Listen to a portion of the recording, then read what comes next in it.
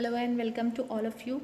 I am Sheikh Nazia, Assistant Professor in MGV's Arts, Commerce and Science College, Malegaon City. आज जो है SY BSc paper first botany उसका second chapter हम देखेंगे, system of classification. First chapter introduction to angiosperm taxonomy हम देख चुके हैं। उसमें जो उसके कैरेक्टरिस्टिक्स थे, इंट्रोडक्शन था, डेफिनेशन था, जनरल कैरेक्टर्स थे और टैक्सोनॉमी एक्चुअल में है क्या, उसकी जो टर्मिनोलॉजीज़ है, किस बेसिस पर जो है किसी भी लिविंग थिंग को डिस्टिंग्विशिंग कैरेक्टर्स और उसको जो है डिफाइन किया जा सकता है। तो टैक्सोनॉमी ऑफ एंजियोस्पर्म में हमने देखा था कि उसकी जो 4 इंपॉर्टेंट टर्मिनोलॉजीज थी, identification, classification, nomenclature and description. अब यहाँ पर हमको जो हमारा सेकेंड चैप्टर है सिस्टम ऑफ क्लासिफिकेशन, अब इसमें हम इन डिटेल हमको देखना है कि क्लासिफिकेशन का क्या क्या सिस्टम है, किस बेस्ड पर उसको डिवाइड किया गया है सम फर्दर क्लासेस में, और उसके डिस्टिंग्विशिंग कैरेक्टर्स क्या है या उसकी टाइप्स क्या है। हमको जो है उसमें इन डिटेल आज ये चैप्टर में देखना है। तो इसमें जो कंटेंट आपको पढ़ना है वो है introduction, competitive account of various system of classification, artificial system, natural system जो Carls Linnaeus and Bentham and Hooker का है, phylogenetic system, Engler and Prantl and APG system. Now we start introduction. अब introduction of taxonomy, हमको पता है कि जो taxonomy क्या है, oldest science aim at developing a convenient method, क्योंकि जो हमने पहले ही पढ़ा कि taxonomy is a branch of botany, ये ब्रांच है जो बॉटनी की। एंड देन इसमें क्या है, जो भी लिविंग थिंग्स है उसको अंडरस्टैंड करना, उसके रिलेशनशिप को डिस्क्राइब करना, इवोल्यूशनरी रिलेशनशिप जो है उसका नेचुरल एंड एवोल्यूशनरी जो रिलेशनशिप है उसको डिस्क्राइब करना by the method of identification है, क्लासिफिकेशन है, नॉमेनक्लेचर है। तो इस तरीके से जो यहाँ पे हमको डिटेल में आप क्लासिफिकेशन देखना है। And then the taxonomy reflects the totality of similarities and differences between group of similar form. अब स्टार्ट से हम देख रहे हैं कि जो किसी भी लिविंग थिंग्स को जो है क्लासीफाई किया जाएगा तो उसके किस बेसिस पर क्लासीफाई किया जाएगा, डिफरेंसेस और सिमिलैरिटीज़, उसमें जो सेम दिखाई देने वाले कैरेक्टरिस्टिक्स है और जो डिफरेंट है कैरेक्टरिस्टिक्स, उसकी वजह से जो है उसको ग्रुपिंग में डिवाइड किया जाएगा। The arrangement of plants into groups and sub groups is called as classification. अब यहाँ पे जो आपका वर्चुअली जो इसका लिटरली मीनिंग जिसकी बात करें अगर हम तो इसका क्या है, क्लासिफिकेशन का डेफिनेशन क्या है, the arrangement of plants into groups and sub groups is called as classification. Obviously अगर हम किसी ग्रुप को, किसी प्लांट को क्लासीफाई कर रहे हैं सम डिफरेंट ग्रुप्स में, सो उस मेथड को क्या बोलेंगे हम, classification. Classification arranges plant in a manner which gives an idea of sequence of their evolution. A system of classification is a particular way to delimiting and arranging taxonomic groups. In the history of taxonomic botany, numerous systems of classification have been proposed to classify plants. अब obviously taxonomy का मतलब जो motive हमने जो देखा था कि क्या है कि जो भी प्लांट्स है दिस एरा के एज वेल एज जो फाइलोजेनेटिक जो ओल्ड एराज है और उनमें जो कैरेक्टरिस्टिक्स है उसकी बेसिस पर उनको अरेंज करना, क्लासीफाई करना। और हमने पहले ही देखा कि taxonomy means arrange by the rule. तो अगर हम इसको क्लासीफाई भी करेंगे लिविंग प्लांट्स को तो एक सीक्वेंस में क्लासीफाई करेंगे और किस बेसिस पर उनके जो एवोल्यूशनरी टाइम ऑफ पीरियड यह है उस बेसिस पर उसको जो है अरेंजमेंट किया जाएगा प्लांट्स को, और उनकी अरेंजमेंट जो है टैक्सोनॉमिक ग्रुप के हिसाब से होंगी। Then some of this system include artificial system of classification proposed by Carls Linnaeus, natural system of classification proposed by Bentham and Hooker, and phylogenetic system of classification proposed by Engler and Prantl. ये कुछ scientist है जिनके नाम दिए हुए जिन्होंने अपना अपना जो क्लासिफिकेशन को डिस्क्राइब किया है। जो आर्टिफिशियल क्लासिफिकेशन है वो कार्लस लिनियस है ने डिस्क्राइब किया है, प्रपोज किया है उसको। एंड देन नेचुरल सिस्टम जो है वो बेंथम एंड हुकर। अब इस तरीके से हमको इसमें चैप्टर में देखने के क्लासिफिकेशन, अगर नेचुरल क्लासिफिकेशन है तो किस बेसिस पर उसको क्लासीफाई किया गया है, इसके क्या कैरेक्टर्स है। आर्टिफिशियल क्लासिफिकेशन ऑफ सिस्टम है तो ये क्या है, इसको किस बेसिस पर डिवाइड किया गया है। And then phylogenetic system. So comparative account of various systems of classification. अब यहाँ पे जो वेरियस सिस्टम ऑफ क्लासिफिकेशन के जो अकाउंट्स है वो देखने हैं हमको कि classification is grouping of an organism on the basis of similarities and differences. In plants, there are thousands of different forms are reported so far. All these plants shows variations among themselves. ठीक है, obviously सी classification किस basis पर किया गया है, हमने पहले हमको पता है कि क्लासिफिकेशन जो है वो सिमिलैरिटीज़ और डिफरेंसेस की बेसिस पर किया गया है। अगर किसको आपको बंच ऑफ प्लांट्स दे दिया है तो आप उसमें जो सिमिलर कैरेक्टर्स के प्लांट्स है उसको वन साइड करेंगे और जो डिफरेंट कैरेक्टर्स के प्लांट्स है उसको वन साइड करेंगे। तो इस तरीके से इसमें जो है वो क्लासिफिकेशन हम कर रहे हैं उसके सिमिलैरिटीज़ है डिफरेंसेस की बेस पर। अब ऑब्वियस हमको पता है कि प्लांट जो है वो क्या है, थाउजेंड्स ऑफ प्लांट्स है जो अभी से नहीं है, जब से जो दुनिया बनी है तब से जो है प्लांट्स पाए जाते हैं। तो इस तरीके से थाउजेंड्स ऑफ प्लांट्स हैं उनके, तो ऑब्वियसली जितने भी टाइप्स के प्लांट्स रहेंगे उसमें वेरिएशंस होंगे अलग अलग।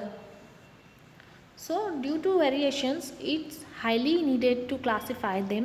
Plant taxonomist from the time of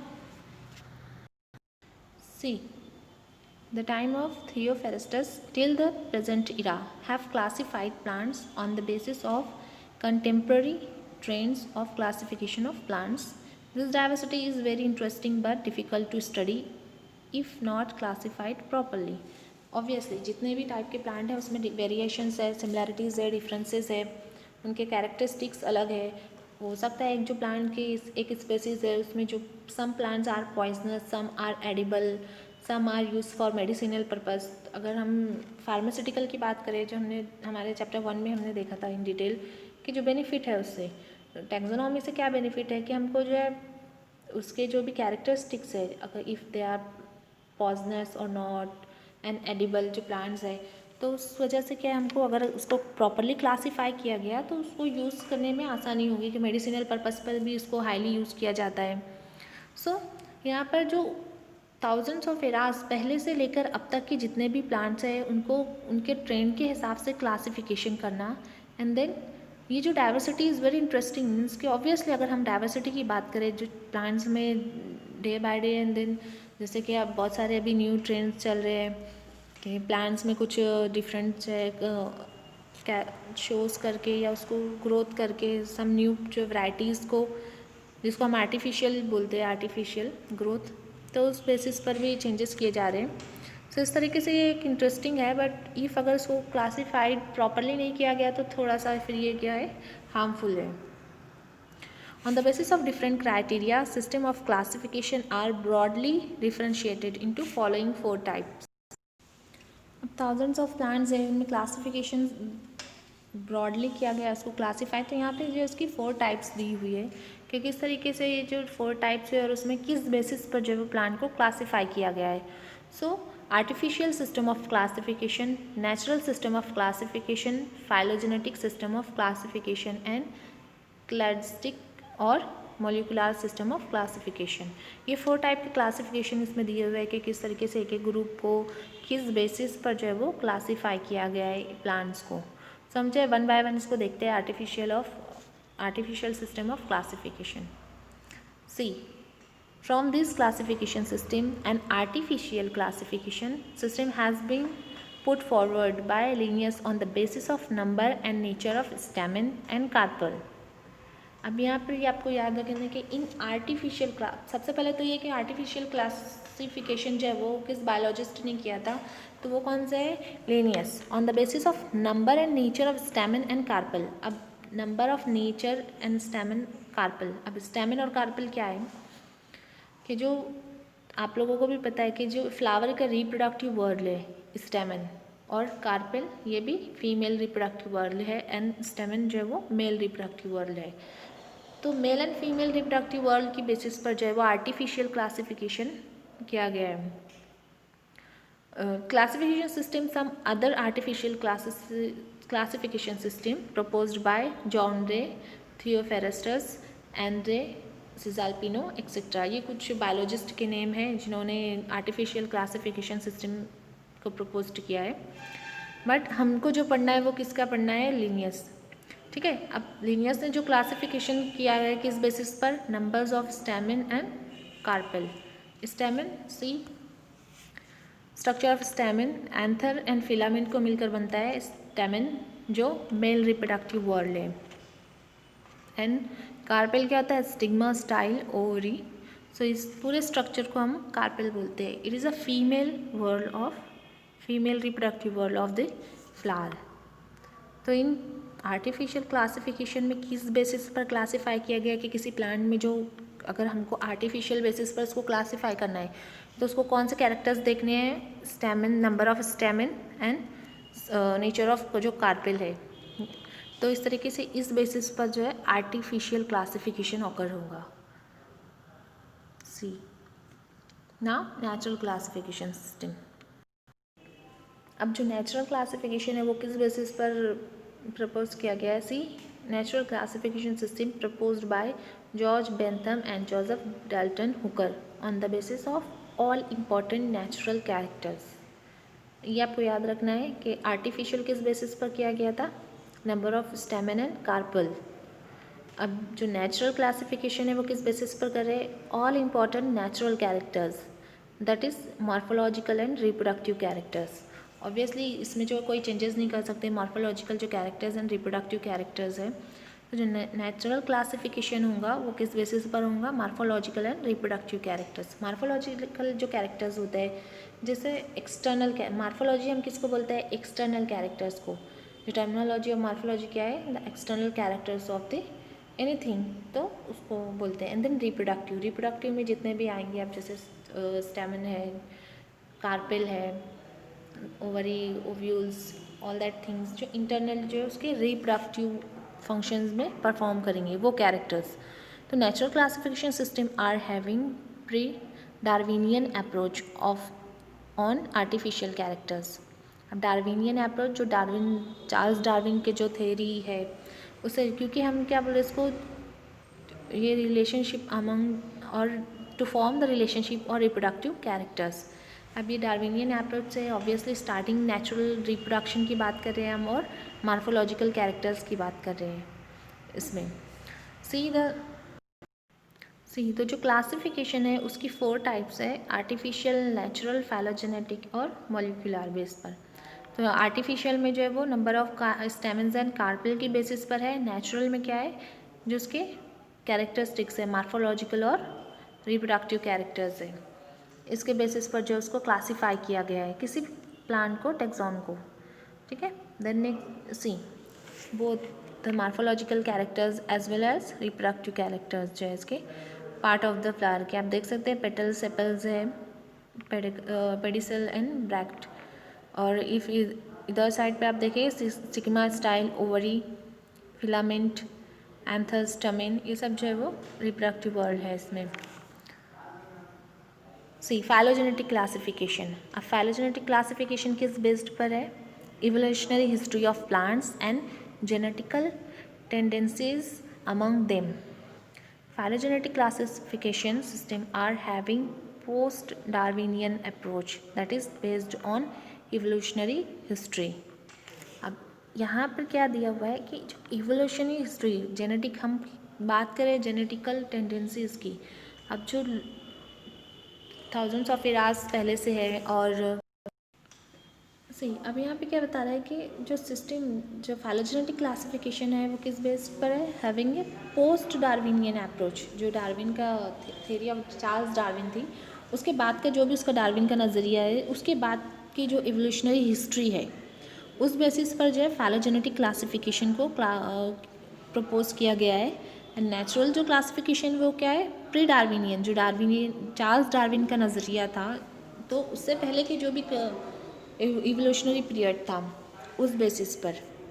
अब यहाँ पर कुछ बायोलॉजिस्ट है जिन्होंने सेम जो है फाइलोजेनेटिक क्लासिफिकेशन